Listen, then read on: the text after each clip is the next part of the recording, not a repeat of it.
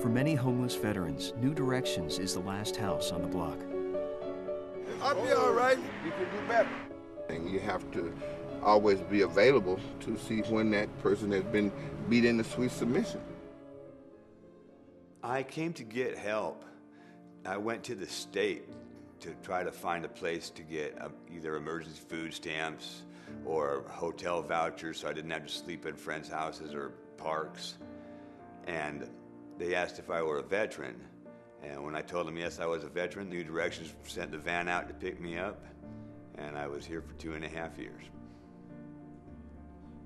While I was in the military, I didn't know I had a problem, but looking back, I did. I always had whiskey, I always had beer, and I always had weed. My young 20s life, I've had a wife, and she gave me 2 beautiful boys, and I was in the Teamsters Union. My addiction kept getting worse and worse, and eventually I got fired. When I was 6 years old, my mother died, and that's about when things started going really downhill for Dad. I've always loved my boys, but when I was deep in my addiction and strung out on speed, I gave them second place to my addiction. When I was first put in foster care, it really hit me like a wrecking ball on an Empire State Building or something. But I miss my dad very, very much, and I knew that this was the reality check for him. When I first showed up to New Directions, I first went straight up to do 4 days of detoxing. Long-term substance abuse treatment is not the only service offered at New Directions. So family reintegration became incredibly important to him in maintaining his sobriety and completing his program. In my heart, I always wanted the boys back, and New Directions made it possible.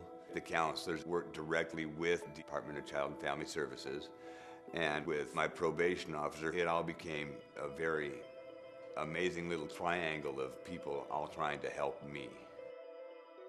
With the help of New Directions, residents are able to successfully transition to new lives.